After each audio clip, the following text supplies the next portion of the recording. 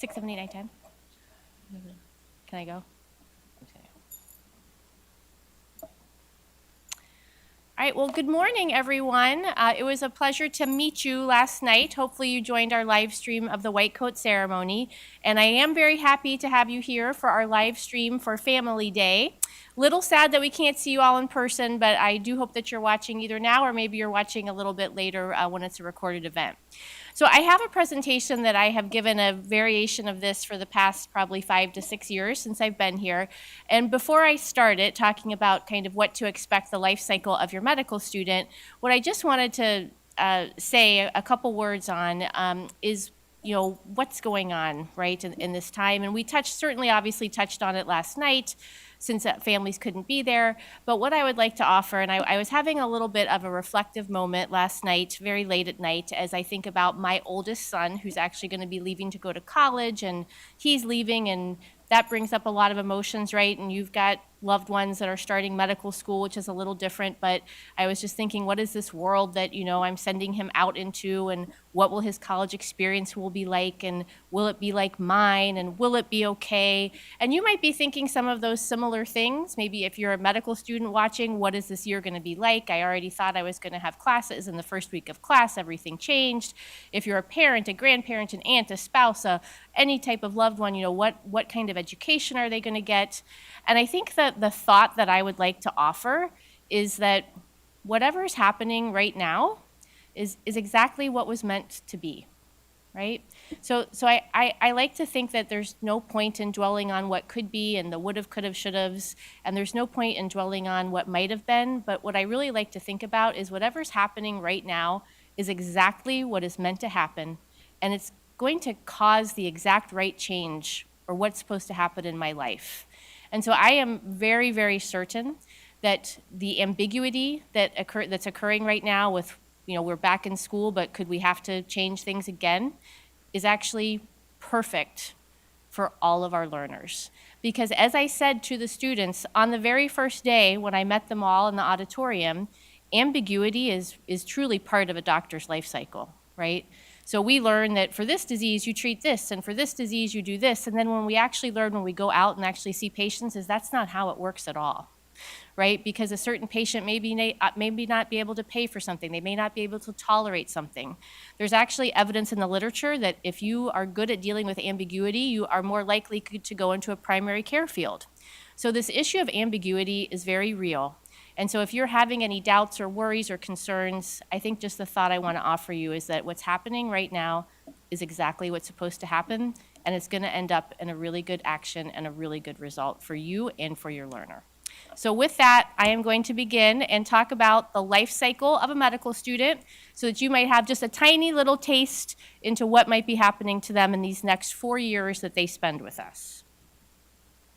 So the objectives, because any good educator, as our students will learn, starts off their talk by talking about where they're going to go in their talk. So we're going to just try to help you understand the highs and lows of medical school, how to help your loved one get through it, and to explain just a tiny bit on what they'll actually do here. And you're going to hear a lot more about that later this morning. So I'm just going to touch on that for a couple seconds.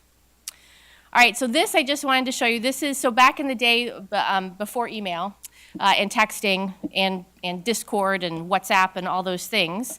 My husband and I, we were fiancé at that point. We were not married yet. We wrote letters to each other when I was in medical school.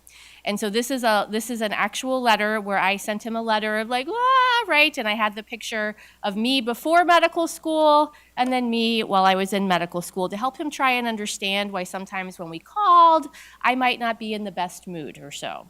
And so we were about to get married in that fall. And so this to me actually sums up medical school, right? Sometimes you're just lovely and happy sitting on the shore and things are good, and sometimes it's just like overbearing and horrible, right? Those are the ups and downs. So a lot of times what happens for our students is that right before they're going to start medical school, they're on a high, they've got accepted, they're going to where they want to go. It's a super exciting time, right? They want to put it on their license plate that they're going to be an MD, super proud, they're excited. And then a week or so ago, they're at that starting gate, they're ready to go, they don't know exactly what's going to happen, but they're pretty confident, they're ready to start. And then this is usually what we see the first week of exams, right? What have I done? I have gotten more information in these first few weeks than I've ever gotten in my entire life. How am I possibly going to get through this? So that's a pretty common reaction. So I want to talk a little bit about then, what are those exams they're going to be having? What do they cover? So in the foundational sciences, so if you go back to 100 or so years ago, medical school was really a very much 2+2. So you spent 2 years in the classroom and you spent 2 years in the clinical world. Sadly, we haven't changed that much, although hoping at Baylor that we are going to change that and do some disruptive innovation here in the next couple of years. But they spend about the first 17 months doing basic science. And so we call those the foundational sciences. So it's genetics, nutrition, anatomy, all these different things, respiratory, physiology, endocrine, kidneys, stomach, and then reproduction. So one thing I will let you know that your loved ones, and if you are parents in the audience, your children are very good at, is reproducing them during medical school. So I guarantee that we will definitely have a union, all right, and out of that will come a child by the time medical school is over. It happens every single time, right? So we don't really need to teach a lot about that. And then they learn more basics and more abnormal, kind of as the year progresses, right? And that's that's very exciting time sometimes when they learn the pathology, right? Because that's kind of what they came here for, was to learn about disease and how to treat it and what to do. So they'll learn more about that. We also, of course, have we start teaching them to be a doctor, if you will, from the very beginning. So they have a doctoring course that goes on for those first 17 months where they learn how to talk to patients and how to do a physical exam. They also have to learn how to think and how to self-reflect, because being able to self-reflect and know your strengths and your weaknesses is a very, very important, really being a person, but it's also an extremely important part of being a physician. And we want them to be able to do critical thinking and problem solving. Honestly, if I was going to radically change medical education, I probably wouldn't give any tests of knowledge, but what I would give is tests of application. Because these days, you can look up anything you want in a book, right? In a book. See, I'm old. All right, so you can look up anything you want on the internet, right? In the palm of your hand. You can look up any fact that you want. Why do we test on that? I really don't quite understand. But what is much harder is being able to take all these thousands of facts, sort out which ones are relevant, and apply them to a patient. And so frankly, the critical thinking and problem solving that we do is the most important piece of education that they have here. And that will continue lifelong. And in fact, it's one of the reasons why I actually chose to be a physician, is because I knew that I would be learning for the rest of my life. And I love that. I love that I am continually learning something new. I don't practice medicine any longer. I'm a former pediatrician, adolescent medicine specialist, but I'm learning about education every day. And I read about education every single day and how to make medical education better. We have a variety of different learning methods. So we have traditional lectures, if you will. We have small group teaching sessions. We do use all kinds of technology. We use simulation. We use standardized patients. So there's a variety of ways that we learn. It's not just sitting in a classroom anymore. And so that's a very exciting thing that we have, and we'll be doing even more of that as the years go on. So as they start to get comfortable, they kind of get that routine down. They may be in class, they may be watching lectures at home, they'll be in class to participate, but again, doing study carols, whatever kind of makes them most comfortable to get the information down, sometimes in their PJs and drinking coffee. Then we throw at them the comprehensive basic science examination. And so they spend a lot of time studying, right? And their brain, I am sure, sometimes feels like that jumbled equation. And in fact, I've given this slide for again, probably 6 years. And my son, who's going to be an engineer, I actually took a picture of some of his math homework, and it looked just like that, which to me looks like a jumbled mess, right? But sometimes their heads are going to feel like that, right? Because it's filled with information. And then they start their clinical rotations. And then their routine is gone. So they developed this really good routine for how to deal with those first 17 months, but now we're going to switch everything up on them, and they're going to be changing what they do every few weeks. They're going to walk into a brand new environment with brand new people, with brand new rules, right? All of a sudden now holidays, they don't get really holidays too much anymore. They are treated as physicians, physician colleagues, right? So they may not get to do the vacations. And through all of this, they still have to keep studying. So it's really hard because they have to learn how to have a life, how to be healthy, how to attend to their wellness while basically working full time. And it is difficult. Through this time, though, it is, of course, what they've waited for. It's the most exciting time. They're seeing patients. They have the stepwise and responsibilities, so they might go from they have to go with the physician into the room to now they're going in the rooms by themselves and talking to patients on their own and coming back out and interpreting all that information. So it's very exciting how they get to progress along that trajectory and have more and more responsibility for the patients that they see. And then they're going to they have to pick what they're going to go into, right? And so sometimes this can be a very anxiety-ridden time if they're not sure yet. It can be very exciting. And then there's also this very interesting interplay of being overconfident and underconfident, right? Feeling like I'm ready to go. A lot of times at the end of the third, beginning of the fourth year, they're very confident. They're like, I can't believe that doctor did that in the clinic. I would never do that. I just read the literature and it says this. And then as it gets closer and closer to being on their own and going out into the world, then there's the panic sets in, like, oh, I'm not sure I really do know everything, right? And so during this time when it's very stressful, you certainly want to support them, but they may not want to be pestered, right? What are you going to do? What are you going to do? Where are you going to go? Where are you going to go? Where are you going to apply? So just, you might need to take a step back and kind of let them figure things out. So over time, here are some things that we have learned really help your loved ones achieve that success and how you can support them.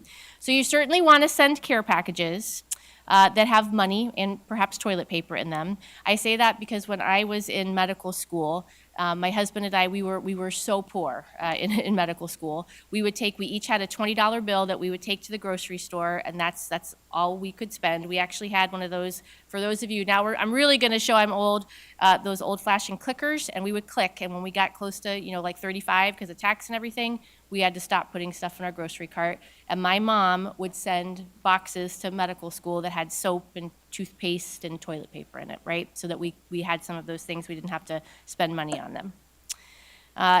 It's really, really important for you to understand that this truly may be the first real academic challenge that your child or your spouse or your loved one has ever faced. So we know to get into medical school, you have to be smart, right? You have to be somewhat book smart to get in. They're going to be in a room now with people just like them, all right? And the information is going to come fast and furious. And I guarantee that every student is going to struggle with something at some time, all right? And so that's going to be quite a shock to the system to be coming from the tippy top and now all of a sudden be struggling. We have, and you're going to hear about them, we have so many support resources to help them. So if you see that, please urge them to call, to go get help. There is tons and tons of help to help them be successful. And we want them, it's a sign of strength to reach out and to ask for help. So that's really what we encourage them to do. Definitely help them stay positive, right? So again, shifting that framework of how you're thinking to put it in a positive light, very helpful. Sometimes when you're in the dark, you can't see the light, so helping them to stay positive, helping them to stay healthy.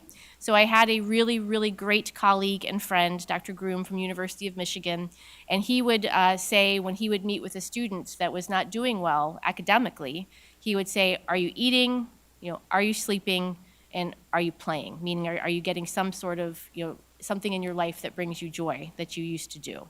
And so I think those are really important things. We actually do find, right, that when people are not doing well academically, oftentimes they're having issues with these three kind of very basic fundamentals of life. And so stepping in and say, hey, when's the last time you had a good meal, right? When's the last time you slept? Actually, if you just put those books away and got 8 hours of sleep, you might do much better, right? So supporting them in those ways. This idea of knowing when to push and when to pull back, when to kind of give them some space, and when to add on. I will say something too, and this is probably primarily to the parents in the room, although could be others.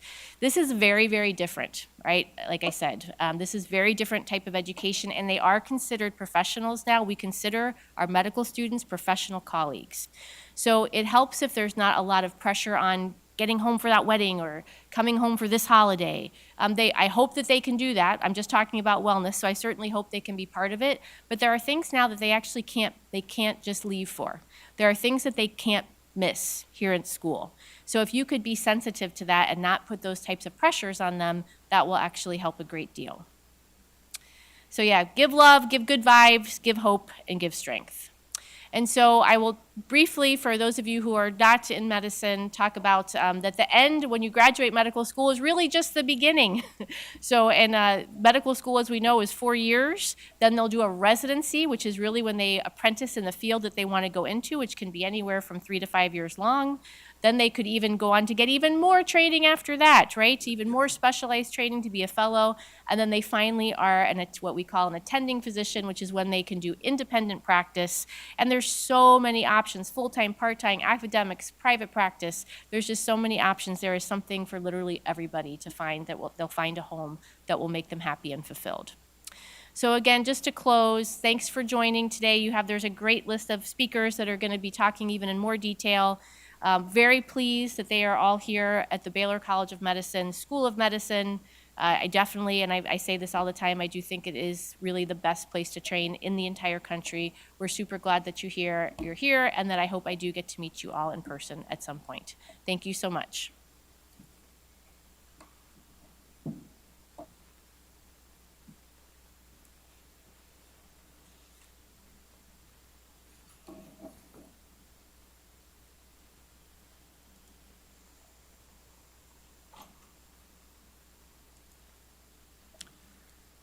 Good morning. I'm Andrea Stoller, and I am representing the Office of Student Affairs. And this is, Family Day, I think, is very meaningful. I always think about Baylor being part of the Baylor family. For me, it really is. I graduated from Baylor with my husband, who graduated from Baylor, and our son has graduated from Baylor, and we have another son who's at Baylor. So we feel very privileged to be part of this family. And I'm going to speak just briefly about student affairs and our team. This is our team. I'm Andrea Stoller. Dr. Poitras is my partner, and he is Associate Dean Student Affairs. Mr. Rapp, who has coordinated everything for all these life events for your student. And Mr. Toussaint, who's here, and he'll be talking to you as well. And then the rest of our team, Yvette Pinellas, Diane Onstad, and Jamisha Crooks. We are here. Our goal, our role in student affairs is to help your student make it through and be successful, and to really support them in the best way that we can. So as I said, we do the lifestyle things, the life cycle events that begin with orientation and the retreat, with the white coat from last night, with match day, and that is a graph of where our students go to afterwards around the country, and then ultimately to graduation. But we do a whole lot else. And so in these little boxes, I have a variety of things that we do. I think about, we offer the curriculum that isn't what you need to know necessarily about a particular illness or disease, but how to become a doctor, and to discuss those things that you don't necessarily think about as part of the curriculum. And that's what we call the unhidden curriculum, which covers topics like imposter syndrome and mindfulness, things that you don't necessarily think of as being part of what you learn in medical school, but can enhance your ability to be a doctor.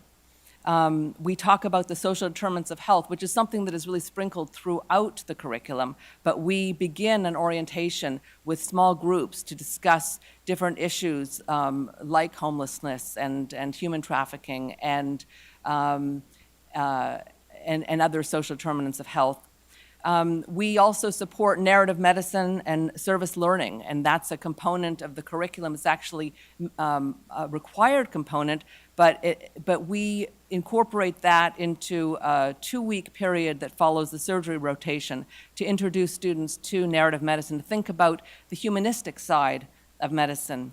We oversee the student interest groups, And the picture in the bottom left hand is from just this week, just from yesterday. We had the student interest group activity fair, so all the students could come and learn about the multitude of groups, affinity groups and interest groups, everything from rock climbing to, to the urology group and the neurosurgery group. There's just a tremendous number of organizations that are represented, not just on that tent, but all along the outside of the courtyard.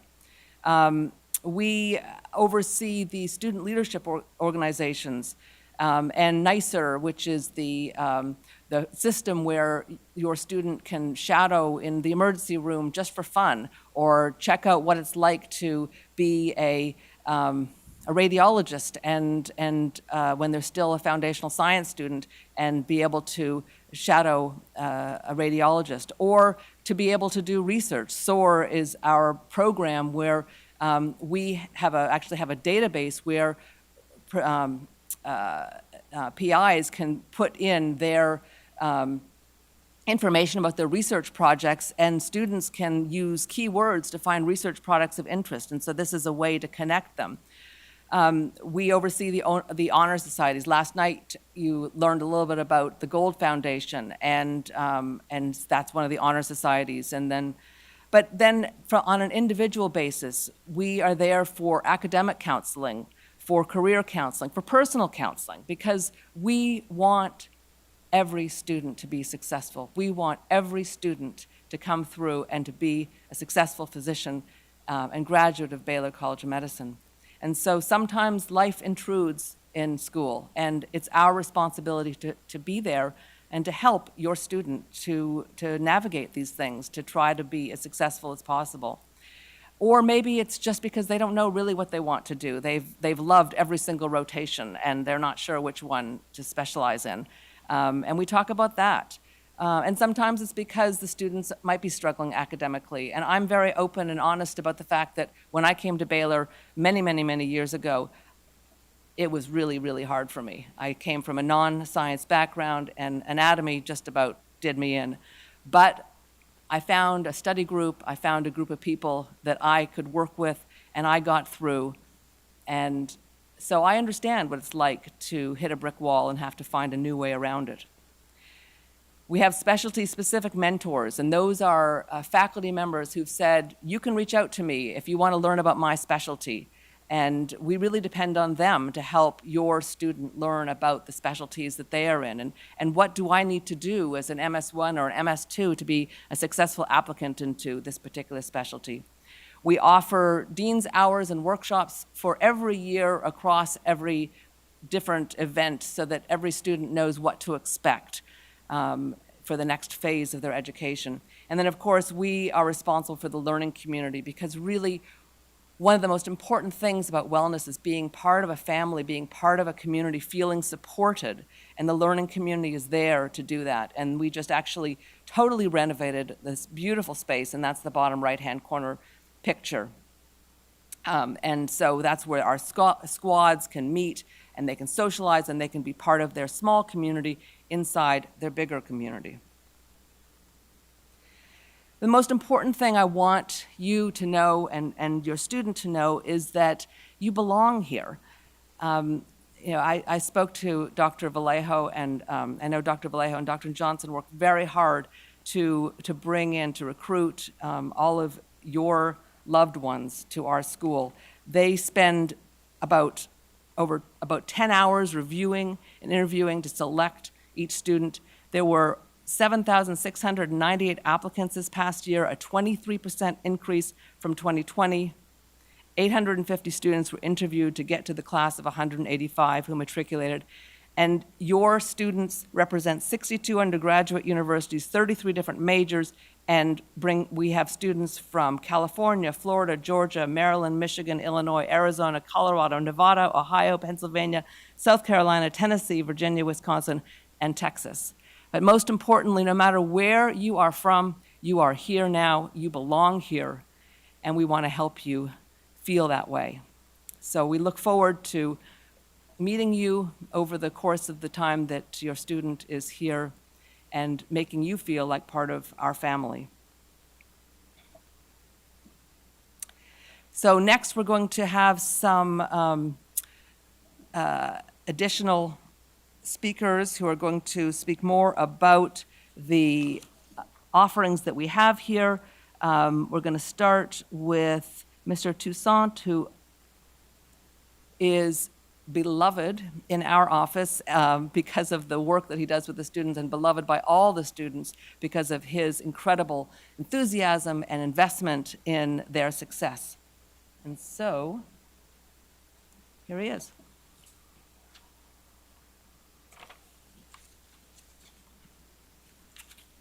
Thank you. All right, good morning. I think it's super unfortunate that I don't get to see you all in person. Family Day is probably one of my favorite events every year, only topped by orientation, when I get to see your students bright-eyed and bushy-tailed and ready to start working on becoming doctors. But it's nice to meet all of you, virtually, I guess we could say. Again, my name is Reggie Toussaint. My title is Senior Project Manager on the Student Affairs team with Dr. Stoller, Mr. Rapp, Dr. Poitras, and other people mentioned. But a deeper part of my title, and probably the thing that really makes my heart beat fast in this job, is as an academic coach. I'll talk a little bit more about what that means, how I work with your students. But ultimately, just want to introduce myself, let you know who I am, an overview of the services that I provide in concert with our deans and the rest of our team, and then specifically, for what it's worth, give you some thoughts and sentiments about, supporting your student. I think Dr. Christner really teed a lot of that up, so you might hear me doubling back to quite a few of the things that she's mentioned. But those are my 3 points. Those are my 3 objectives that I want to hit in this talk. Again, with it being Family Day, I think this is a fun opportunity to really introduce who I am. So again, Reggie Toussaint. I'm originally from Galveston. As you can see on the far left of this slide, at one point I was very passionate about Ninja Turtles. Was really excited to have that belt. If you can't see, your students make me make that same face. When I see them match on match day, I still do that same thing, minus the Ninja Turtle belt. We really get excited to see your students be who we know they are. And I think sometimes in medical school, they will feel very far away from who they think they are. And I think a big part of our job, and one of the most exciting parts, is making sure we keep them close to that. Excuse me. The picture underneath that, if y'all can see that well, those are my parents. My mom is probably somewhere looking at my dad exactly like that right now. They've been together for a very long time, and I'm a first-generation college student. I won't get too deep into really anything on this slide, but I was raised in one of those households where when you turn 18, you're doing something. You can go to college, you can join the circus, you're just going to or leave or pay bills, right? You're going to contribute to the household. I chose to go to Texas State University. I stayed there for undergrad and grad school.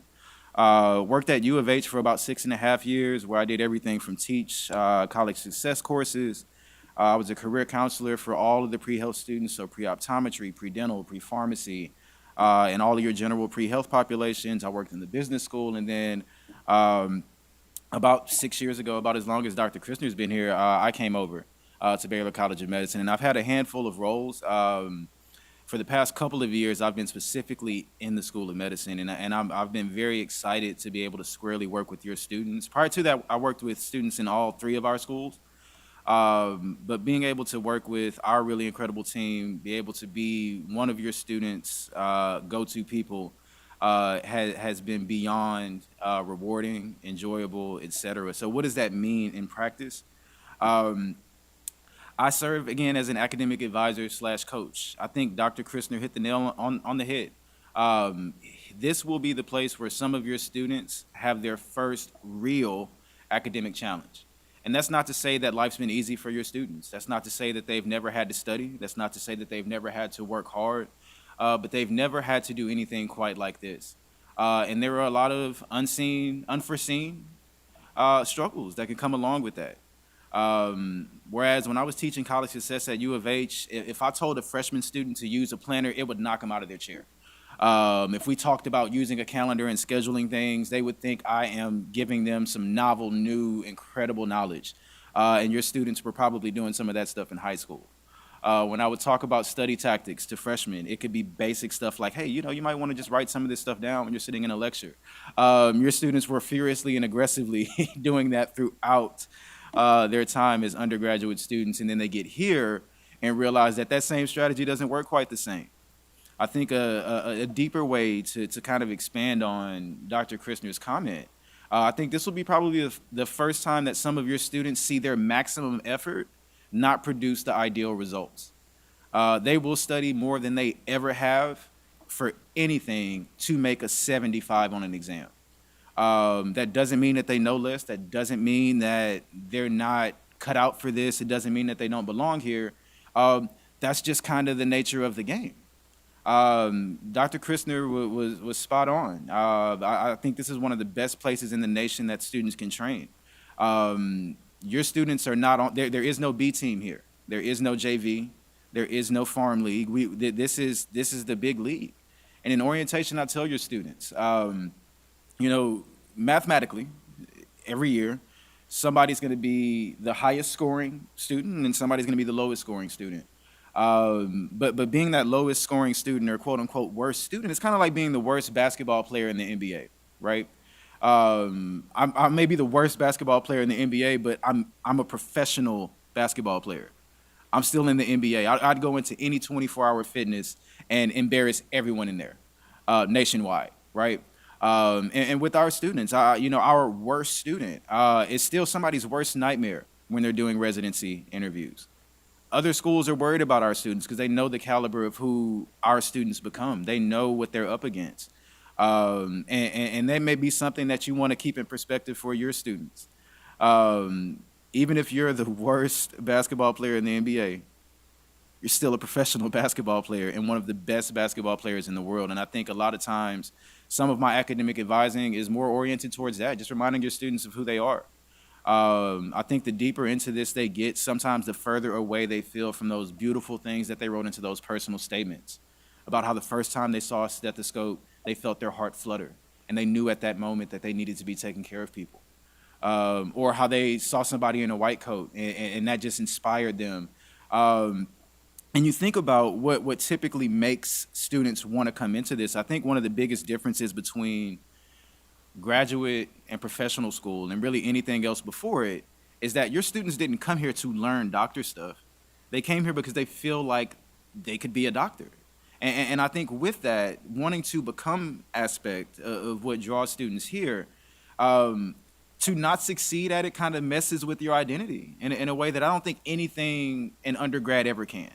If your student was a biology major and they had a bad exam and they flunked it, well, your students very likely did not flunk an exam. But let's say they made an 85 that they feel really bad about. That 85 does not make them feel like less of a student. But to take, for example, their upcoming diagnostic, if that doesn't go well, some of your students are legitimately going to wonder if this was the right decision. Like, am I who I thought I was? And probably my favorite part of this advising thing is reminding your students, yeah, you're exactly who you thought you were.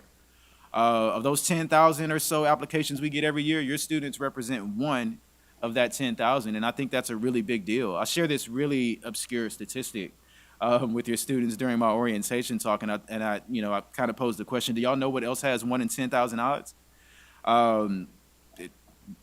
Sure, several things, right?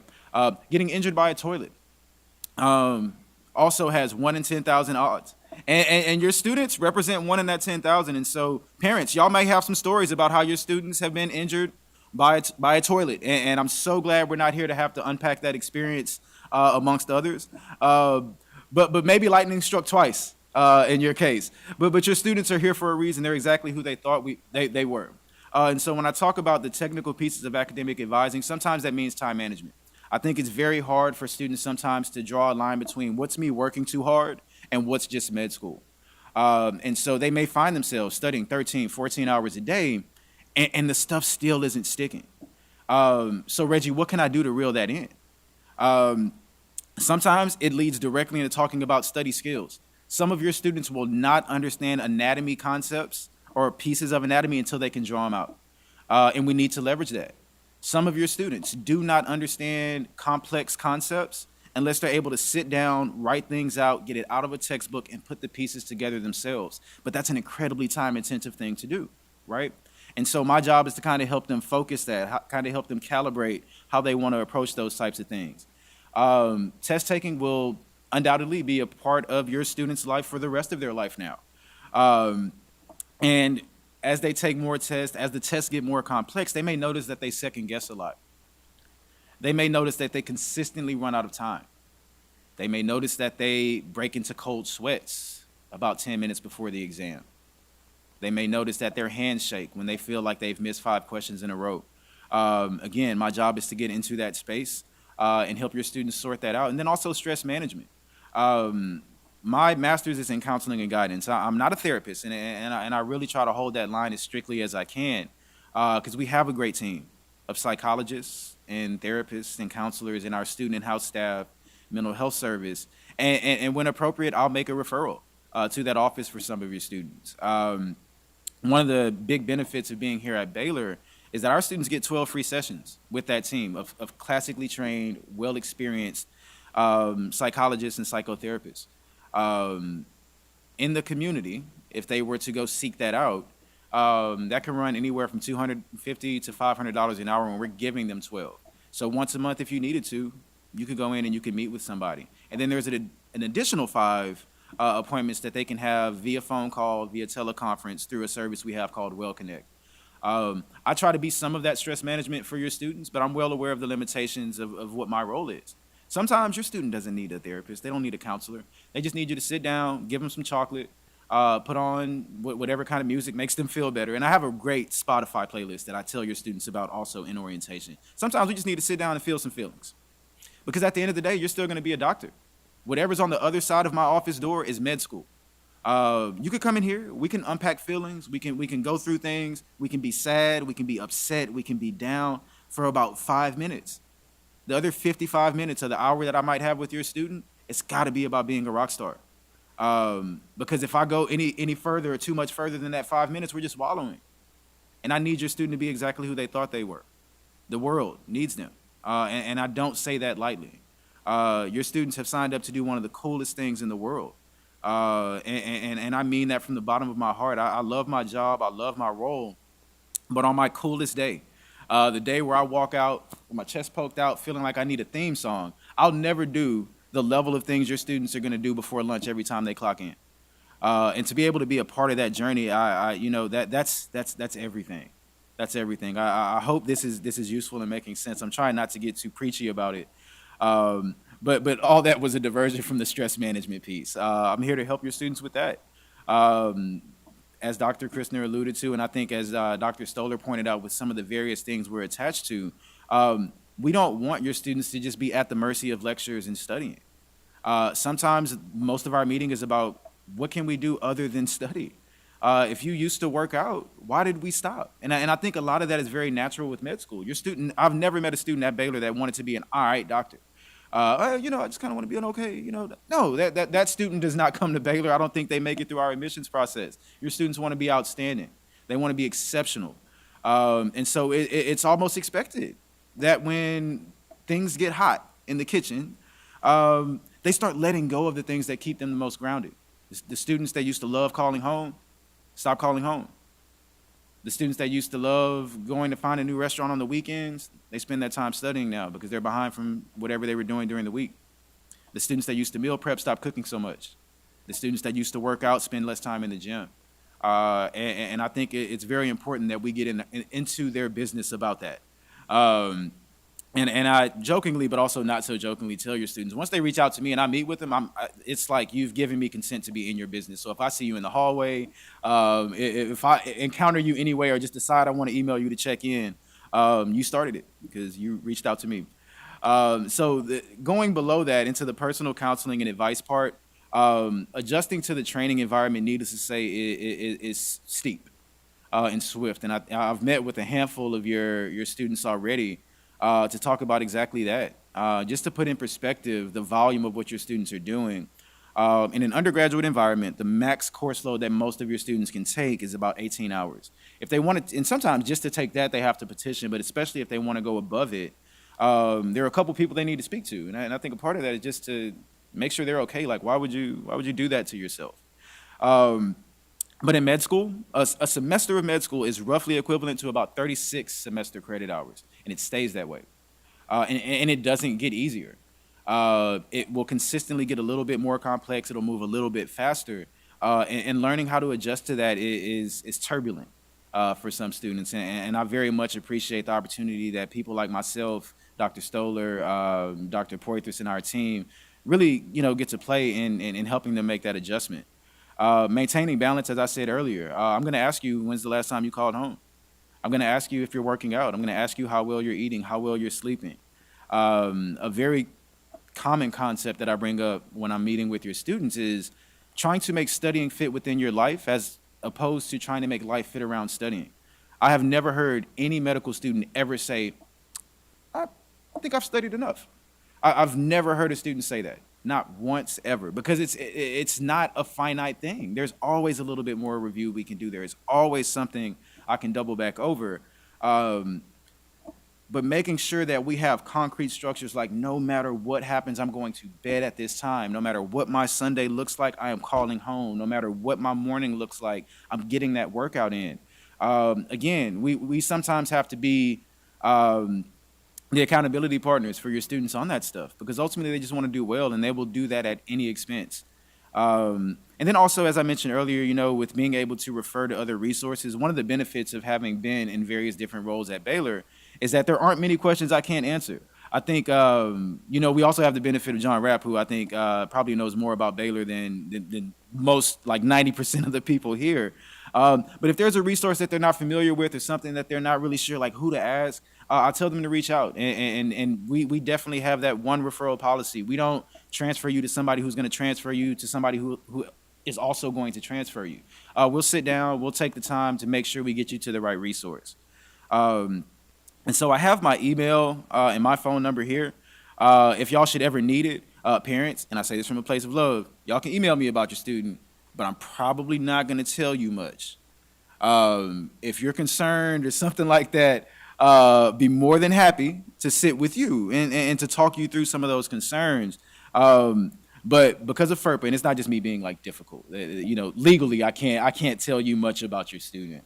But again, for what it's worth, you have my information. If you need to make sure your student has my information, text them this right now. Make sure they reach out, because we would love to help. Hopefully this slide makes sense. Before I get to wrapping up, I just want to mention a few really quick things. Again, if there is space for advice on advising your student or supporting your student, understand that they're in a different time. One of the most poignant lessons I think I've learned as a counselor, advisor, et cetera, is that people rarely want real advice. They just want to be understood and validated. And so if you're talking with your student, they're telling you things are hard, maybe they're not telling you so that you help them fix it. Maybe they're not looking for advice on how much more they should study or how they should do things differently. Maybe they just need you to hear them, understand them. And that goes a very, very long way. Validation is also a very important thing. One of the really interesting things that I've seen as I've worked with students is that 95% of the time, your students are doing 95% of the right things. And when I see that, I point it out every single time. I'll meet with students and they'll be really excited about whatever strategy we've developed or whatever skills we've talked about. And I'll always point that mirror back at them. I ask a lot of questions in my meetings, because the last thing I ever want to do is just tell your students some cliche advice that they could Google. Oh, don't worry about it. Just work hard and believe in yourself and things will be great. I would never want to be that type of advisor for your student. So I ask a lot of questions, and a lot of times, again, like 95% of the time, your student is doing the right stuff. They may not be doing it in the right order. They may not be approaching it or thinking about it in the best way that they can, but they know what they need to do. They got here for a reason. They didn't stumble through this process. We get 186 of the best students in the nation every year, and they belong here. And so I think it's important that I not only help advise them and tell them what they don't know, but I validate what they're doing right. Because again, sometimes we stray away from that. Encourage your students. Be that cheerleader. Be the biggest fan of your students, because they're going to need that. There will be times where it will feel like this medicine thing does not love them, and that they're fully at the mercy of it. Encourage your students. Make them feel powerful. Make them feel 10 feet tall. Make them feel big. Let them know how big of a deal you think they are. And honestly, I know you think they're a big deal. I also share with them during orientation. Especially if this is your first kid in med school, I tell them, I'm like, your parents are adding that to their introduction to anybody that they meet. They're at the grocery store right now checking out, and the cashier is, all right, sir, do you need anything else? Actually, no, my daughter just started med school. So if just a receipt, and I think I'm okay. I've clearly achieved ultimate success as a parent. So if I could just get these things bagged up, I'll be out of your way. Uh, I think that's great. I think that's great. Y'all should be proud, and make sure you share some of that pride with your students. Remind them who they are. Remind them that this is on purpose. Remind them of some of the things that you hear us talking about. And then reassure them that no matter what happens, things will be okay. As Dr. Christner said, I very much philosophically believe in we end up where we're supposed to be. Um, our whole job as a student affairs team is to be that safety net, whatever that ends up meaning from student to student. And so hopefully those five words are useful. Hopefully that guidance is important. And I imagine if you've parented your students to med school, um, sure, this might help, but I think you've got some things figured out. Um, there are two analogies that I like to share with respect to med school, and one of them comes from a very nerdy place. I think it's gotten worse during the pandemic, but I just kind of go down these rabbit holes where I want to just learn about obscure and random things. Um, at one point, it was geology, and I found it very fascinating to look at how mountains are formed. This is Mount Everest that we're looking at on the screen. Um, and when you think about mountains in general, especially things like Mount Everest, this is something people will come from all four corners of the world just to see and marvel at. And when you think about how mountains are formed, it's a pretty violent process. I'm not going to go into like a full geology lesson here, but the Earth is literally running into itself for several hundreds of years, um, and lava shooting out. The earthquakes are more quakey than any other earthquake that can ever exist. But at the end of it, there's this mountain that is just a marvelous feat of nature, right? In med school, I think your students are here to become mountains. But these next 4 years are going to be their earthquake. There's a reason we look at doctors the way they do, that we do, right? There's nothing normal about the level at which a doctor functions. Being able to work around, MDs, myself, like, Dr. Stoller and Dr. Poitras, the way that they make decisions, the amount of information that they just can recall off the top of their head, there's nothing normal about that, but you don't just naturally become that way. That takes time, that takes training, and I think that's a big part of the earthquake that your students are going to feel. That's why they don't have a lot of time to study. That's why they're getting all this information, because I think that's how we turn you into that type of person.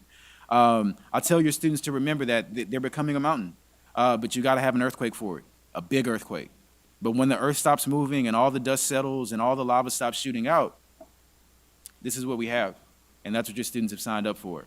They're going to call you amidst this earthquake. They're going to come home and they're going to do nothing but sleep, because while they've been here, the earth's been shaking. Hopefully y'all can appreciate that analogy, because that's very much going to be the experience of some of your students. And then finally, I've said a lot of things today. I say a lot of things in orientation, and for whatever reason, this sticks the most, maybe because it's just a delicious looking picture. But I tell students that, when you sign up for med school, essentially what we're doing is we're signing up for an assignment that says, I have to eat 5 pancakes a day for the next 4 years. And there will be some days where you don't want 5 pancakes, and that's cool. If you have a 2 pancake day, tomorrow's now an 8 pancake day. And if you only want 3 pancakes tomorrow, that means the day after that is now a 10 pancake day. And what I tell your students is to try to never be in a position where you're eating 20 pancakes. Because we all love pancakes. They're delicious. They're sweet, especially when they're like this. It's fluffy. The butter looks good. This is great, but nobody wants 20 of them. Nobody. Make sure your students keep eating those pancakes every single day. Know what those 5 pancakes are. Know what that minimum threshold is. And if you only have a few seconds to text your student or check in on your student, ask them if they're eating their pancakes. Because if they're having a breakfast buffet of 25 pancakes, they should reach out to either myself, Dr. Poitras, Dr. Stoller, or somebody that can kind of help. But that's all I have. In my orientation talk, I took good luck out because luck didn't get your students here, and it certainly won't keep them here. Your students just need to be who they are. Good luck to you. As parents, as family, as the support structures for these students, but welcome to BCM.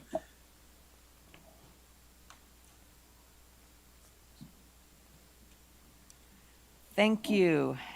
Next are some fabulous faculty who will give you a little overview of the courses that they teach. So we're starting with Dr. Ming Zhang, who's a professor and director of anatomical sciences and the winner of the John P. McGovern Outstanding Teacher Award in the Foundational Sciences. Dr. Zhang, thank you. Thank you, Dr. Stoller. Good morning. My name is Ming Zhang. I'm the Director of Anatomical Sciences, and we teach human gross anatomy here to our medical students, starting from the very first day. So today, we're going to have a very quick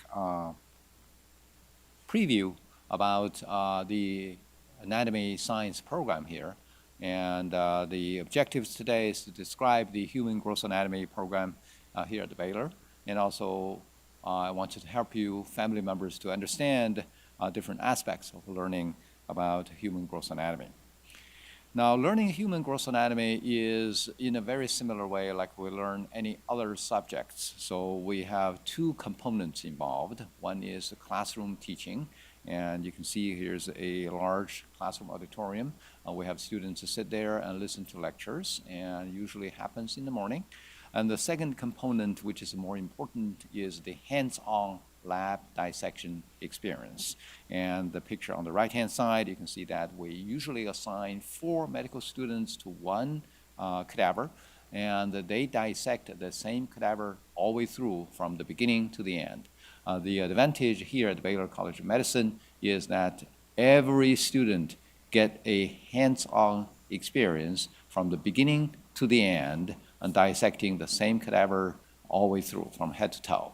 So we are fortunate we have enough donors for the medical education so that we have enough cadavers to provide this privilege to students. Now, under the COVID-19 situation nowadays, we did some modification. The lectures are moved online, so students stream the lectures recorded.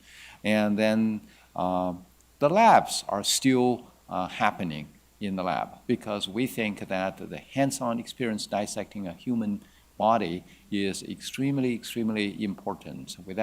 We can't think that a medical doctor have never seen a human body and have never put their hands on a dissection.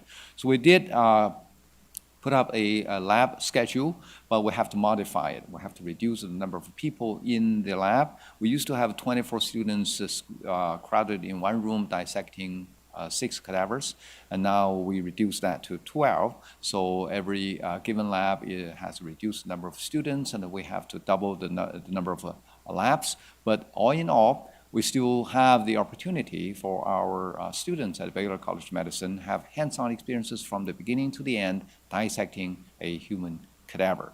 And in addition to the modified dissection schedule, we have additional tools developed online, and we have the recorded digital lab videos. So we recorded every single lab and all the structures required to know. We put it online for students to study on their own time. And we have post-lab quizzes on Blackboard, which is a software on the website, and people can study and do some exercise and train themselves to familiarize with the anatomical terms. And also we have Friday afternoon office hours, answers questions from students. And lastly, we have the discussion board that put up between the students and the faculty member. So with all these means of helping, we are actually have been successful in carrying through the dissection program, anatomy dissection program last year during the COVID period, and also we're doing the same thing this year. So it's a little modification, but all in all, every student at Baylor College of Medicine get a chance to dissect a cadaver. And we also employ technology in dissection. We have a table called anatomage table, which is a digitized full human size table that installed with several real human body structures. And with the anatomage table, student can actually dissect a digital cadaver, which is a real human image developed digitally, and then strengthen their knowledge about lab dissections. We have peer-to-peer teaching to ensure success in anatomy dissection. So we develop a system, we call them anatomy buddies. Okay, so the anatomy buddies are the senior medical class from the second year. They have gone through the anatomy dissection program, and they form kind of a group between the first year and second year medical students, and they help each other through the anatomy buddy program. We have pinky pinners. So we handpick 5 students. We give them pink scrubs, so we call them pinky pinners. And these students are, again, senior medical students or the students that has done well in anatomy. And they actually come to the lab, they pin particular structures on every Friday. And then students come back on Friday and go through these pinned structures and learn about the review the dissection structures throughout the weeks before in the previous weeks. So the Pinky Pinner program used to happen in the lab. Students come on Friday afternoons to the lab and study these structures. There's a student-student interaction, student teaching each other and review structures together. But under the COVID situation, we can't do that anymore. So we actually put the pinky pinning sessions online. The pinky pinners still come to the lab, pinning all the structures, and then they put all the pin structures online, and then students do the online exercise. So that happens every week, usually on Friday. And we used to have the anatomy lab open 24/7. Students can come in, dissect, or review the structures. But under the COVID situation, we can't do that anymore. We have to control the number of students circulating through the lab. So we actually allow only students come at the designated time to come to the lab to carry out dissection. So the time is limited, but at least students still get a chance to dissect in the lab, and then we move a lot of review opportunities online and give students a chance to continue to study anatomy. What can you expect from a human anatomy course? And that's the question that in minds of every medical student. Learning anatomy can help you to build a vocabulary for career in healthcare. There are estimated about 8,000 to 10,000 anatomical terms, and you have to learn. Now, in layman's term, we know a lot of things. We know the hand, we know the foot, but in the medical term, we have to use the correct anatomical term, and there are about 8,000 to 10,000 of them. So going through human anatomy helps students to become a professional in their career, to communicate in the anatomical term.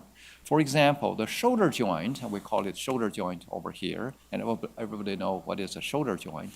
In the anatomical term, it is called glenohumeral joint. It's between the glenoid cavity of the scapula and the head of the humerus. And shoulder joint is not simply one joint over here. There's another joint very close between the scapula and the clavicle, which is called a acromioclavicular joint. So a simplified shoulder joint is a layman's term, but in the anatomical term, strictly, there are 2 joints. One is the glenohumeral joint, and the other one is the acromioclavicular joint. So in medical practice, you need to specify that which joint that you are talking about, and you're carrying out a procedure. Okay, and the forearm. Usually, we can take the forearm, we can put the palm down and up and use your hands up and down. And this actually has a defined anatomical term. When you put your palm down, it's called a pronation. When you put your palm up, facing upward to the ceiling, it's called a supination. Pronation and supination. These are the strict anatomical terms that students need to learn. So they build a vocabulary for practicing medicine. The knuckles over here actually are called metacarpophalangeal joints, And these joints between the digits are called interphalangeal joints. So you can see that how many new terms that you're going to have to learn when you go through anatomy to become a professional in medical practice. Now, learning anatomy involves cadaver dissections. You not only learn anatomy from textbooks, you have to come to the lab and carry out dissections on cadavers. So we are fortunate we have enough donors to our program. We have enough cadavers for every 4 students dissect 1 cadaver. So you're going to transfer your knowledge from textbook, a 2-dimensional image, into a dissection that's 3-dimensional image. And once students have gone through the labs, they realize that how different it is. Learning a human body structure cannot be completed by simply looking at a 2-dimensional image. You have to put your hands on, put your gloves on, and have a hands-on experience, dissect through a cadaver so you get a 3-dimensional perception about human body structures. And also learning, going through anatomy course is a training process. Train your hands to coordinate, to carry out medical procedures. Many of our students will become surgeons in different specialties, and you got to use your hands. Even the people in internal medicine, sometimes you got to use your hands, carry out medical procedures, and dissection process, human gross anatomy learning is a training process, train your hands. So it's not just using the knowledge you learn, you got to use your hands. So here's a picture showing that how many of you have done hand sewing? How many of you have done that? If you have a strong will to become a surgeon, and my suggestion is start something to train your fingers, and sewing fabrics is one of them. Okay? You will find out quickly that sewing human skin or human tissue is much more difficult than sewing the fabric. Okay? If you can't sew a fabric, how can you expect you're going to have a dedicated fingers to sew a human tissue? So these are all the training procedures that you have to go through anatomy learning. So anatomy learning is not only learning knowledge, but also learning to how to use your eyes and hands, and also your language to communicate with your colleagues. Okay? If you read anatomy book only silently, you will never be able to pronounce the anatomical term, and you can't communicate with your colleagues, and you cannot practice medicine. So when you learn anatomy, you got to use your eyes, use your ears, use your oral muscles, pronounce the anatomical term loudly to each other or to yourself in the mirror, and so that you can actually pronounce the anatomical terms very fluently and easily, and then that's the whole training process of learning human gross anatomy. So it's not only learning a knowledge, but it's a training process of your oral muscles, your hand and eye coordination, and using your hands for procedures.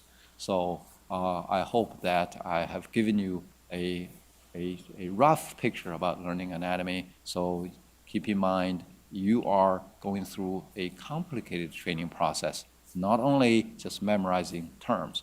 Of course, there are 8,000 to 10,000 terms. If you want to memorize them within 1 day or within 1 week, it's not going to work. It takes time, day by day. So the key to learn anatomy successfully is to learn anatomy a little bit each day. Okay? Every day there's anatomy. Every day. Like you learn how to drive. You can't learn how to drive within 5 hours. But if I split the 5 hours into 5 days with 1 hour a day, you will learn how to drive very easily. So that's how we memorize anatomical terms. That's how we train our hands and brain to memorize vast amount of knowledge. It's doable, but you just have to do it on a daily basis. Don't wait till the last minute. That's my 2 cents advice.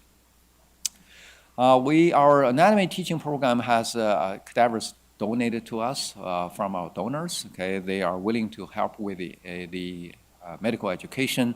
So we have a wheeled body program, and we're fortunate we have enough bodies donated to us.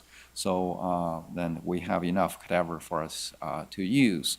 Now, students appreciate, and we all appreciate the donors to the medical education. We used to have every year a donor honor ceremony when we finish the anatomy course. Usually happens in March. Under the COVID situation, we can't do that anymore, but we'll see if things change, we'll continue our tradition. So here's just some examples. A student organized a donor honor ceremony to honor the donors for their medical education, and the donors actually are their very first patients for our medical students. So our students treat the donors with respect, with care, and we help each other mutually. So that's the anatomy teaching program at Baylor College of Medicine. I expect to see you for the rest of the months until next spring. Hopefully, we all accomplish the task of learning human gross anatomy. Thank you very much.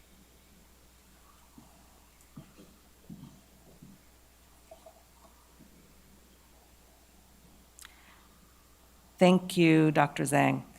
Our next speaker, Dr. Sarah Bizek, is an assistant professor of emergency medicine who develops and leads the critical thinking and problem-solving course. Unfortunately, Dr. Bizek was unable to be here today, but her lecture from last year gives you a really great overview of the course that is an integral part of your students' first year. Good morning, everybody. It's great to see you all imaginary. It's a little bit of a bummer that we have to do this, but it's for our safety. I am definitely no Mr. Toussaint, and I'm happy that I'm actually going before him. I suspect that he is somewhere in this building chomping on his pancakes right now, so hopefully we'll see him in a little bit. So I'm going to talk a little bit about one of the courses that we have in the first year of medical school, the Critical Thinking and Problem Solving course.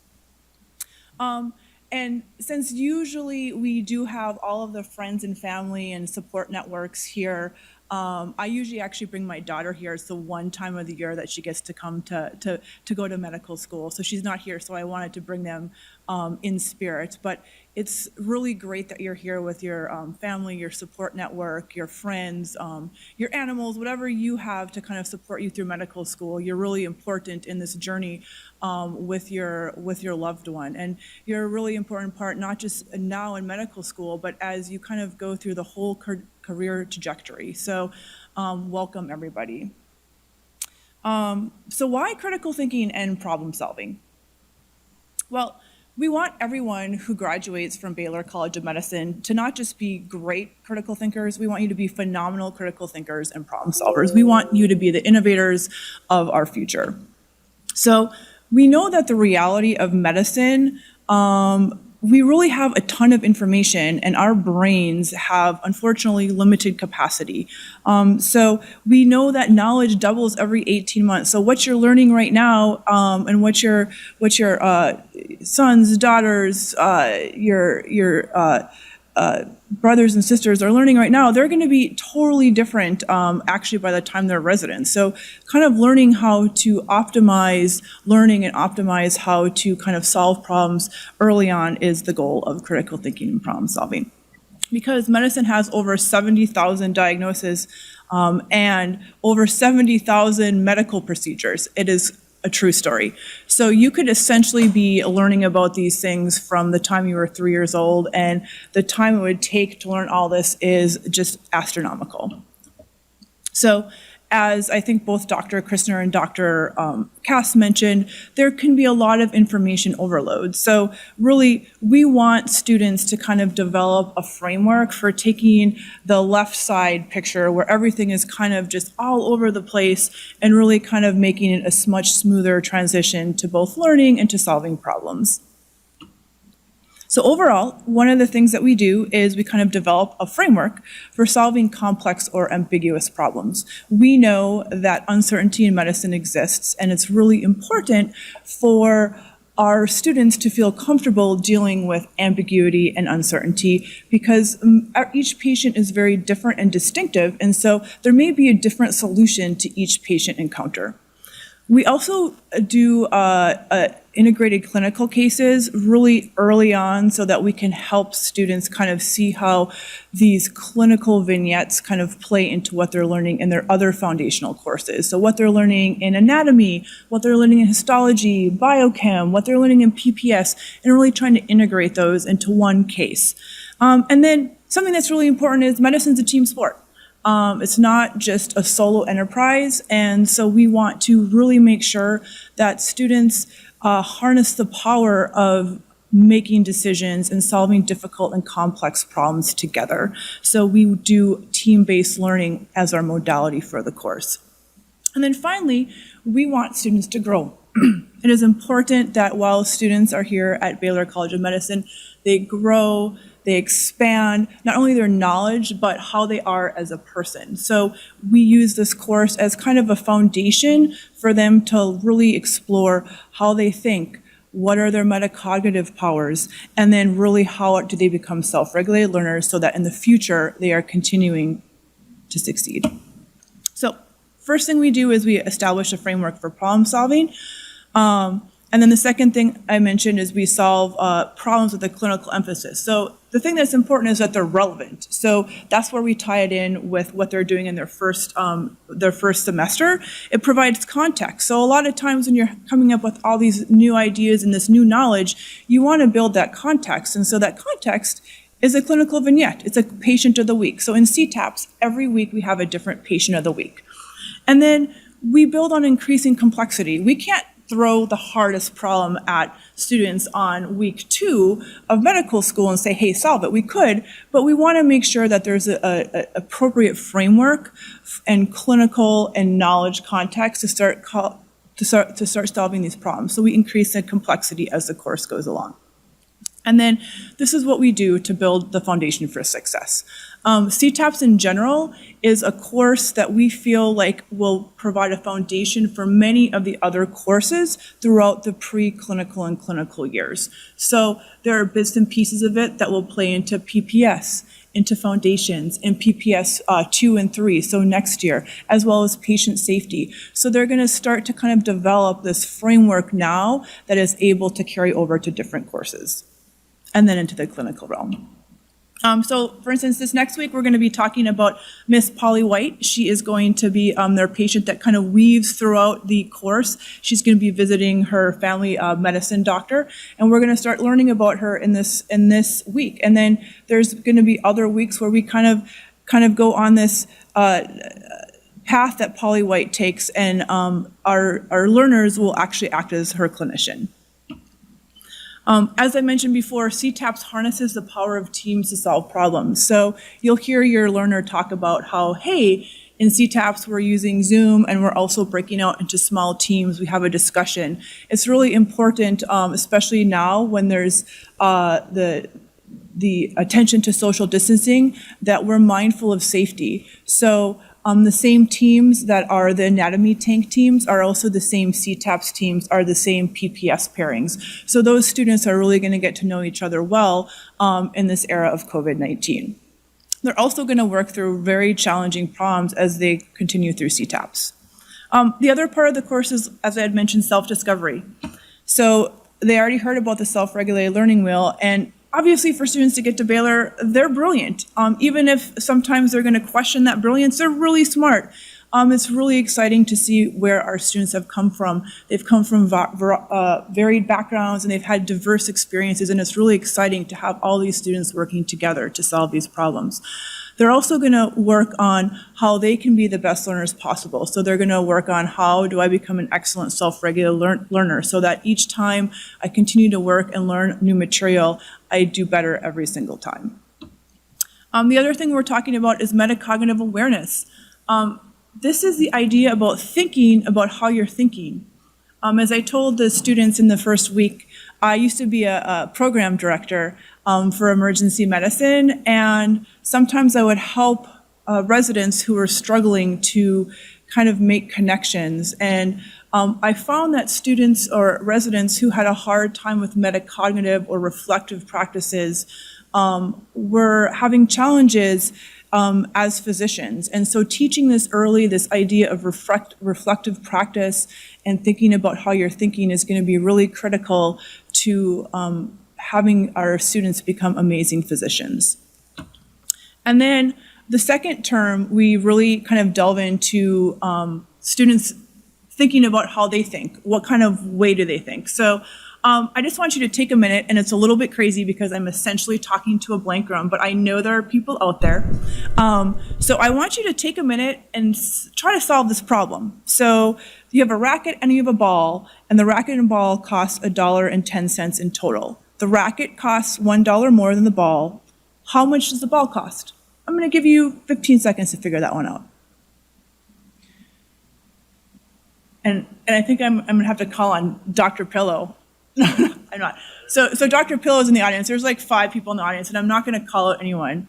But I pose this problem because our second term is really a deep dive into how we think and how we process information and how that actually may play into the decisions that we make and the biases that we may bring to the table.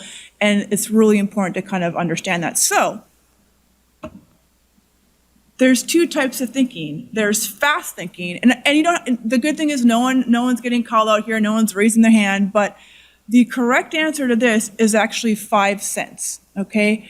A lot of you probably thought it was 10 cents, and that's okay. And even if you took some time and figured out it was 5 cents in your brain for just a blip, there was probably 10 cents, right? But 5 cents plus $1 of 5 cents equals $1.10. So these are the 2 types of thinking that we kind of do a deep dive into in the second term, where we look at something called dual processing, where we look at how each person thinks and how it plays into answering and solving problems. And so this is kind of where we kind of take the second term, and it's a lot of fun.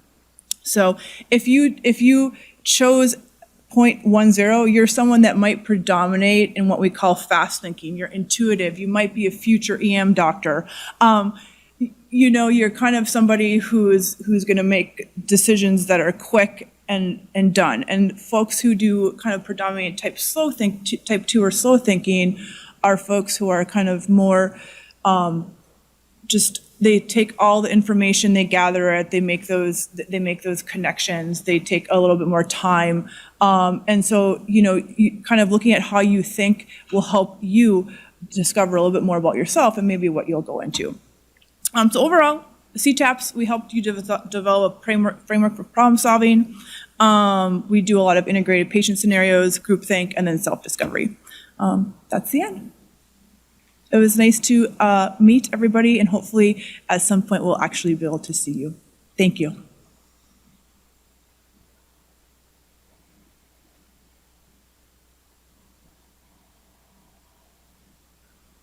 All right, thank you very much. Next up, we have Dr. Irvin Silapis, who's an assistant professor of family and community medicine, a sports medicine physician who also serves as one of our learning community directors. Come on up, put my mask on.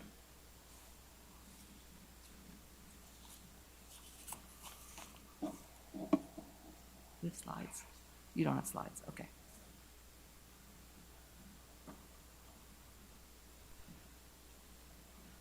All right, well, good morning. Thank you for the introduction. I am Dr. Irvin Silapis, and like most faculty at Baylor, we all wear many hats, and outside of clinical practice as a primary care sports medicine doctor, I'm also one of the learning community's directors, and I'm just here to just talk about what that is. Dr.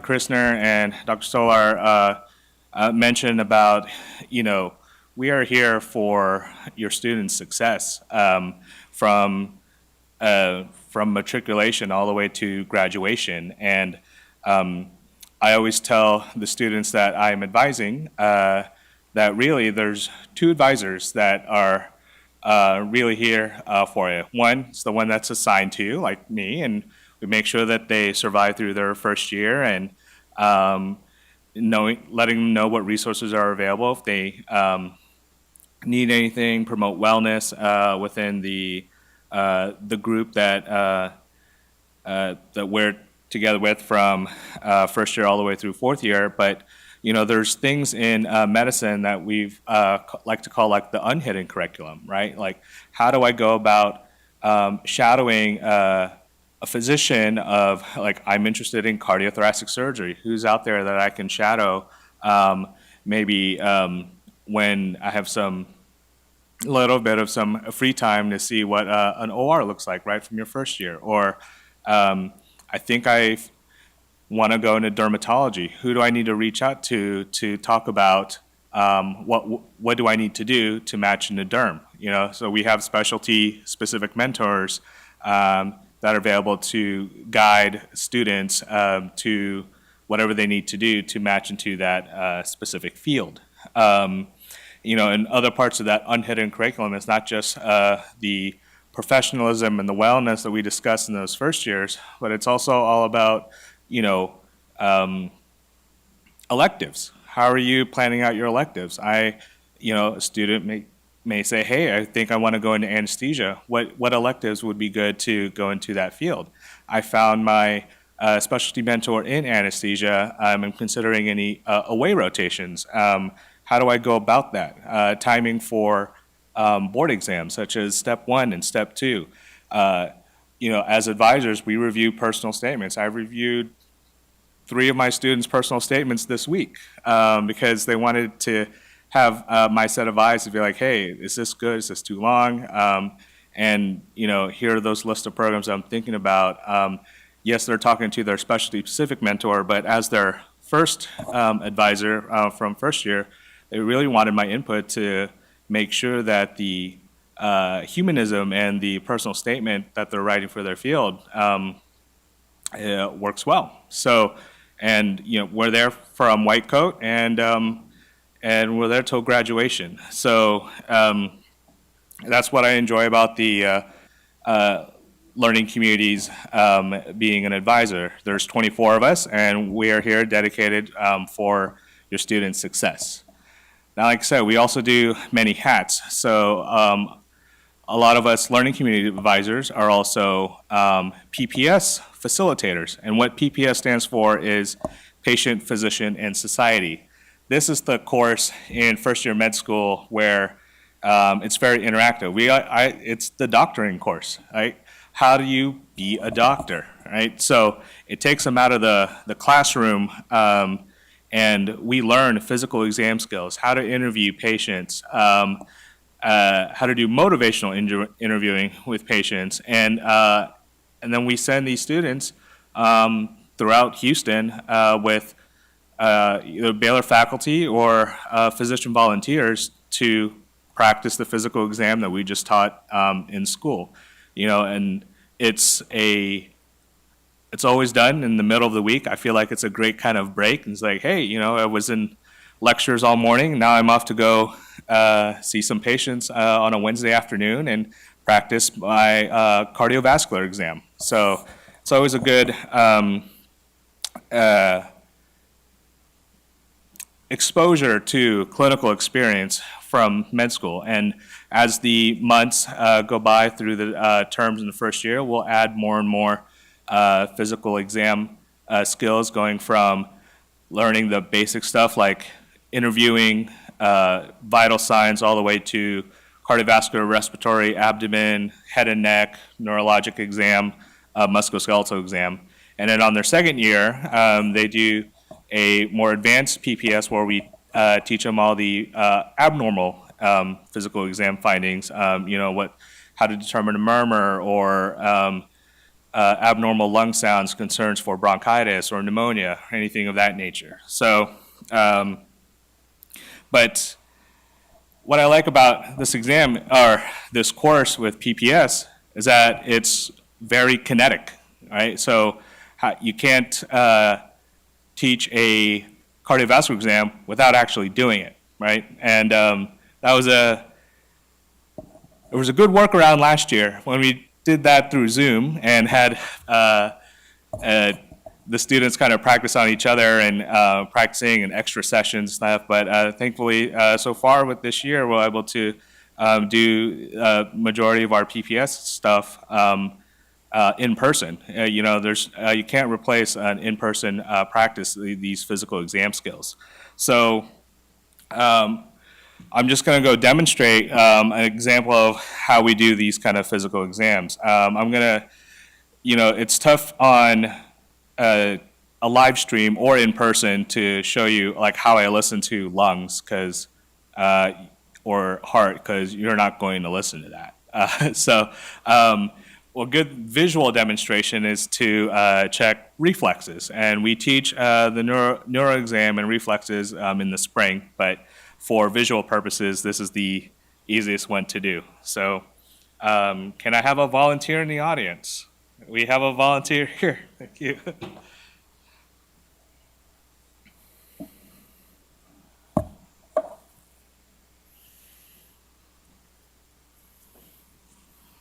All right. All right. Hi, I'm Dr. Oh, let me get the microphone here real quick. I'm going to be a little mobile. Is this on? All right. Ooh, okay.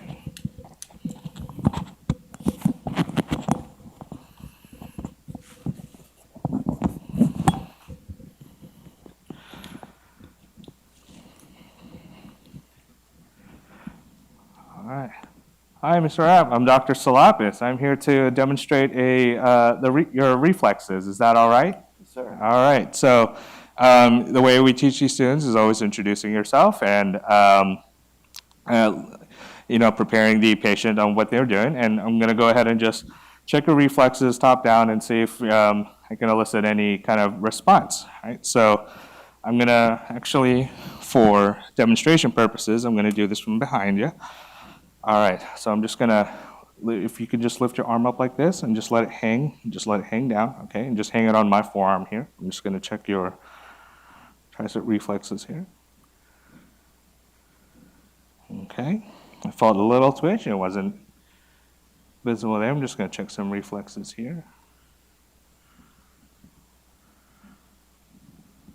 All right, good. Check the reflexes here and let your arm hang out like that. Just let it drop, let it drop.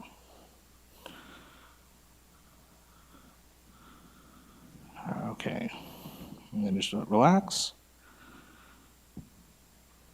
Okay. All right, I felt some muscle twitching there, but no, you're alive. Yeah, all right, I'm gonna check your reflexes on your knees here, just have them relaxed. Good, really strong reflexes. All right, and then I'm going to check the reflexes down in the on your foot here, okay? Good. All right, so all the reflexes are good. You're doing well. Yeah, it's very good news.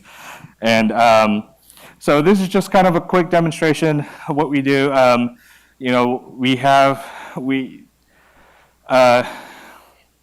ask the students, hopefully they have received their stethoscopes by now. If not, they'll need one in the next within the next 2-3 weeks. And as we introduce a new organ system that we teach, then we'll teach them all the medical tools that we use, like a reflex hammer, an otoscope, an ophthalmoscope, to practice the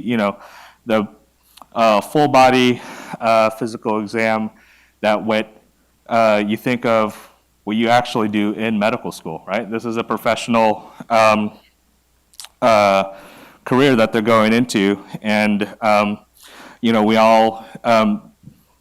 may all go into their different specialties, and whether surgical or medical or EM or whatever it may be, but we all still have to learn the basics, how to auscultate, how to palpate, how to do these basics exams. So, and practicing it very early on within the first year, I feel like is a good foundation for them to see the patient population that we serve in Houston. All right, well, thank you.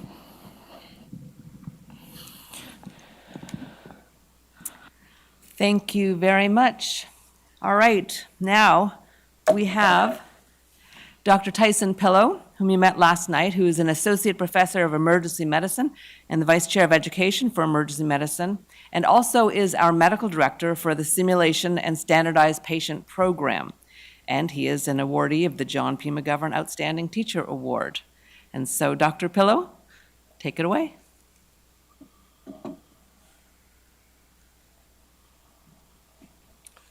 All right, how y'all doing again? Give me 1 second to get set up. I'm a Mac person, so the world's against me, but I laugh at it. Ha ha ha.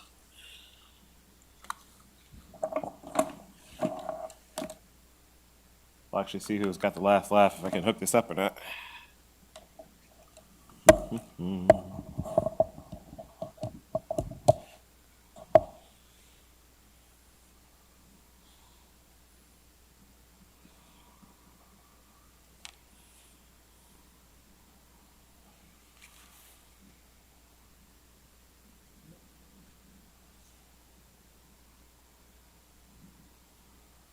All right, good. Looks like I win.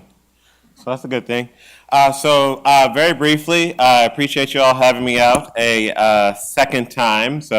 I am Tyson Pillow, emergency medicine physician at Ben Taub primarily. Been back at Baylor. Actually graduated from 2006 and came back for my first faculty job after I finished residency in Chicago. So been here since '09. Very excited to be part of this process. So we're just going to talk sort of briefly about simulation, the process. I really enjoy, all aspects of education. I think what drives me with simulation and standardized patients are actors who are paid, or in Mr. Rapp's case, completely unpaid to do the extra work, to pretend to be a patient in a certain scenario to allow our students to train. And one of the things we found, you actually heard this from Dr. Christner earlier, as well as most proponents of moving education, medical education forward, this is that opportunity to train in real time. So not just memorizing facts and what to do, when to do it from the book, but actually using it on patients as we do in real life, right? And so as we go through this, this is how I see each and every one of the first year students. It doesn't matter who you are, where you're from, how tall or short, man, woman, it doesn't matter. This is how I see you. You are bright-eyed, bushy-tailed, right? It looks like you are ready for pancakes. You started, you heard the earlier talks, you're ready for pancakes, you're ready to get anatomy, you're ready to start doing reflexes. You've got your nails done, that stethoscope is nice and clean and right out of the box. The white coat is crisp.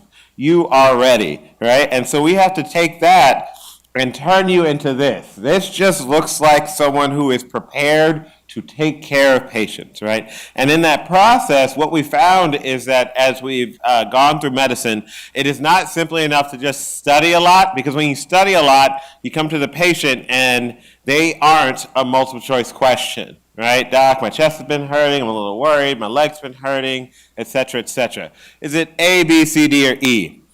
That's not how it works. You actually have to think about a differential, you have to communicate with your patient, you have to express empathy, you have to be a physician, not just read off a list of order a list of lab tests and start throwing medications at the patient. So we find that the earlier you get real exposure to patients, the better you do. And this makes sense. I actually had a picture in here that I took out. You imagine, you think about the aviation field, and we compare it a lot to aviation, performance, etc.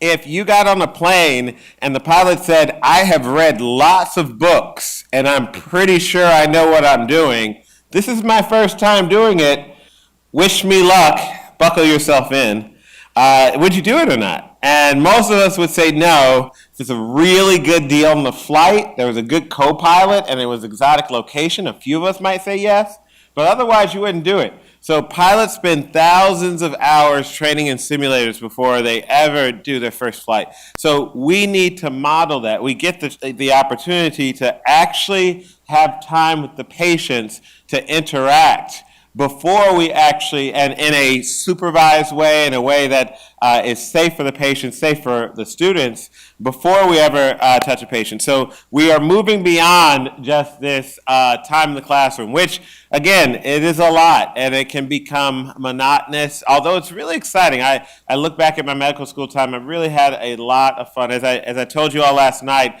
my parents did an outstanding job making sure that no matter what life threw at us, we enjoyed every moment of it. So I really did enjoy it. I definitely slept in my classes as well. So we got to go beyond that. And I think the other big thing is that COVID specifically has really challenged the way we train across the spectrum, across the continuum. So really moving that forward. This is obviously older data. At some point, COVID passed these up as the number one or number two killer. I forget the actual number. But the point being that we are taking care of patients, their health, their well-being. You have healthy people who we are trying to keep healthy. We have people who have experienced some sort of pathology that we're trying to get better. And so our decisions matter. And so mistakes are costly. Mistakes when dealing with people's lives therefore lead to that, to unfortunately morbidity and mortality.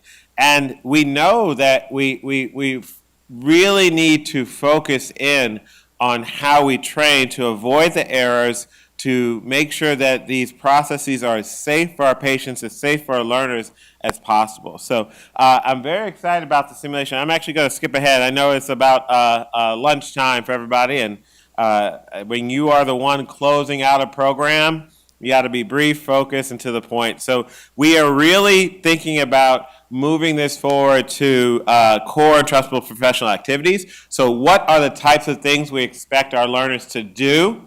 Not just read, answer tests on questions on tests, but actually do, perform, and moving to this idea of competency-based education. And so it is a little challenging. As you're in classes, when you're focused on that next exam, when you're focused on doing good on the next test, it's hard early on to realize the importance of going to a standardized patient, practicing your history, practicing your physical. But I would argue to you that is actually one of the more important things you're doing, along with critical thinking and processing, etc., is actually figuring out how are we going to practice medicine, how are we going to integrate it with our patients and provide excellent care. Okay, and one thing I will sort of say from that is that the real life is always different. The book tells you, okay, they'll come in with chest pain, it'll be on the left side, it'll be this amount of time, this will happen, that will happen, they'll have these risk factors. I love real patients. I absolutely love real patients. And that's why that simulation training is so important. So real patients come in and you ask them, sir, this is a real patient I had. Promise you, real patient. Sir, have you had any chest pain? No? Okay, great.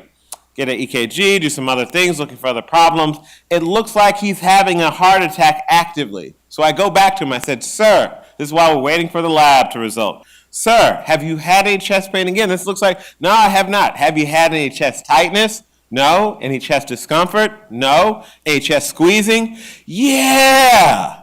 My heart's squeezing a lot. And this guy had a heart attack, actively went straight to cath lab, right? You don't learn that in a book. The book doesn't say, hey, patients have different perceptions, and you have to ask and learn how to interact. You learn that from that simulation, that standardized patient. And so what I actually want to end with, rather than going through the rest of my slides and talking about the importance of simulation, because I think it's really, really honed in and ingrained in us in this process now that we've been dealing with COVID. What I actually want to do is show you a video of an actual encounter we do. And hopefully the sound works on this. So this is an actual activity that your students will do with a mannequin, obviously.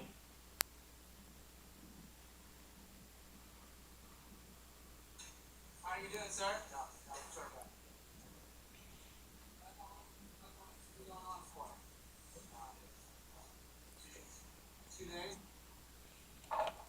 All right, give me 1 second to figure out. I'm gonna try to avoid feedback. Okay, I believe you've been getting some nebulizer treatments. Are those helping you? Maybe a little, I don't know, short of breath. Okay, yeah. I'm gonna go ahead and get some vital signs on you. I'm gonna take your pulse, sir, okay? Okay, and then we're gonna turn on the oxygen as well. Could you turn on the oxygen? Okay, I'm just gonna listen to you breathe. Okay, take a deep breath for me. Deep breath. You hear Deep breath. You hear diffuse wheezes. Diffuse wheezes. Okay. All right, sir. So, my understanding is you have a history of asthma. Is that correct? Yeah, Doc, I do. Some real short of breath. Okay. We're gonna try and get you breathing a little bit better. Okay. We're gonna give you another nebulizer treatment. Okay, Doc. All right. Right. So his pulse rate's still 120. Okay. Thank you. I'm gonna go ahead and take your blood pressure now, okay?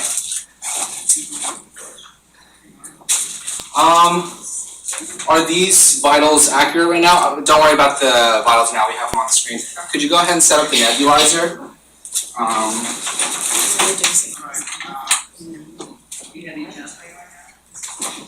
Alright, you wanna tell him? So, Okay. And what is the oxygen set to what right dose now? was he getting in the ER? Y'all figure that out. The oxygen right now is on 2 liters. 2 liters. Could you bump it up to 6, please? Doc, I'm real short of breath. Okay. All right, I'll stop it there. That was just a sort of a very brief taste of what that simulated experience looks like. And this is what you want to see. You want to see your loved ones, trainees coming in. That's a real-life pharmacy student, a real-life nursing student, a real-life graduated medical student. All of them have graduated by this point. But they are in there not only talking about what the book answer is, not just telling me what receptors the medications may hit or what effects they have, but actually having a chance to practice on a simulated patient so they can take this knowledge, take this experience, get their feedback, improve, and bring that enhanced care to the patient. So very, very excited to be part of this process that will lead to essentially better medicine from that standpoint. So I'll leave you just very briefly.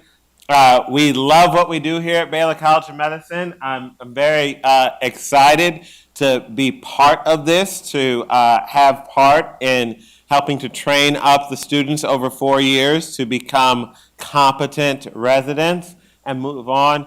And it really does make a difference. Some of these things are intangible, right? It may not seem like it matters right now that you learn what's the best way to ask questions to your patients while you're studying for that difficult exam, but when you actually get out and practice and you create that connection that leads to a better therapeutic relationship, then it matters. So I appreciate you all and your time, and thank you. Your students are in good hands. I'm very, very excited, again, to be part of this journey. And believe me, we will enjoy every moment of it. And thank you. Have a wonderful morning.